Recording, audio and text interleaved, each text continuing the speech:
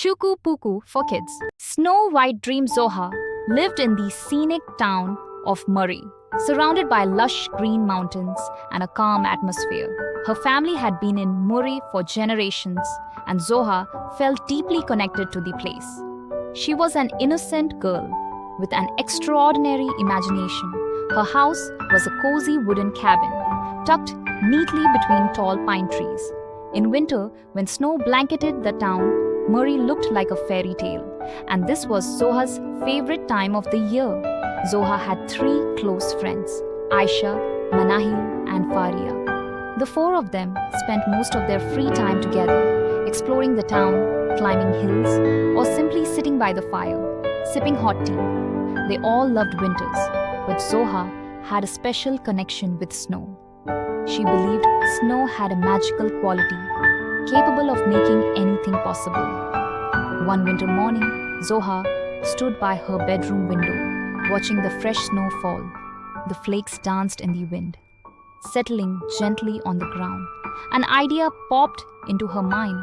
What if I made a Snow White? She thought aloud. Snow White was her favorite fairy tale character, and Zoha had always admired her beauty and kindness.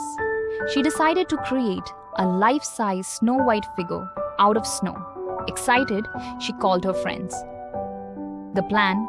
Guys, I have an idea, Zoha said eagerly when they met later that day. What is it this time?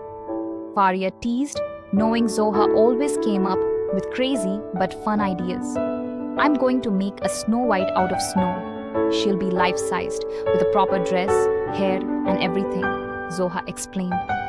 That sounds like a lot of work, Aisha said, wrapping her shawl tighter around her shoulders.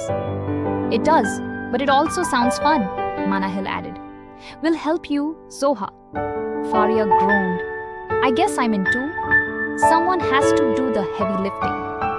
Zoha grinned. Great, let's meet tomorrow morning in my backyard. Bring anything you think might help, like scarves, hats, or even paint, building Snow White. The next morning, the friends gathered in Zoha's backyard. The fresh snow sparkled under the clear blue sky. Armed with gloves, scarves, and a few other supplies, they got to work. Zoha took charge, giving instructions and sharing her vision. First, we need to make the body. Faria, you and I will roll the snow into big balls for her torso and skirt. Aisha and Manahil, you can work on the arms and face, Zoha said. They worked tirelessly, shaping and sculpting the snow. Faria joked about how his fingers were freezing, but he kept going. Aisha and Manahil carefully carved the face, trying to make it as beautiful as possible. By noon, the figure was complete. They had created a tall, elegant Snow White. Zoha had brought an old blue scarf to use as a cape, and Manahil contributed a red ribbon for the hair. They used small pebbles for the eyes and a carrot for the nose. Aisha even painted the lips red using food coloring. When they were done, the friends stepped back to admire their creation. She stood proudly in the backyard, looking almost real. Zoha clapped her hands, thrilled. She's perfect, Zoha exclaimed. She's pretty good, Faria admitted, though he tried to sound unimpressed. The snowy adventure. That evening, the friends sat around a fire inside Zoha's house, enjoying hot chocolate and biscuits. Zoha couldn't stop staring at Snow White through the window.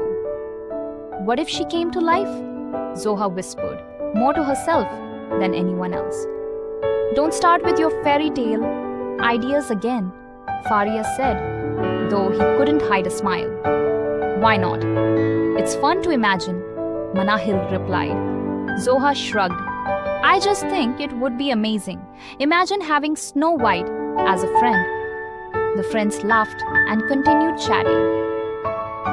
Eventually, they decided to spend the night at Zoha's house since it was too cold to head home. They set up sleeping bags in the living room and dozed off one by one. A magical surprise. In the middle of the night, Zoha woke up to a strange sound. It was soft, almost like footsteps, but it came from outside. Curious, she got up and looked out the window. What she saw made her gasp. Snow White was gone. Rubbing her eyes, Zoha stared at the spot where the snow figure had been. There were faint footprints leading away from the backyard. Am I dreaming? Zoha wondered aloud. Unable to resist, she grabbed her coat and boots and stepped outside. The cold air bit at her face, but she didn't care. Following the footprints, she walked towards the forest nearby, meeting Snow White. As she reached the edge of the forest, Zoha froze. Standing in the moonlight was Snow White. But she wasn't just a snow figure anymore. She was alive. Her skin was pale like snow.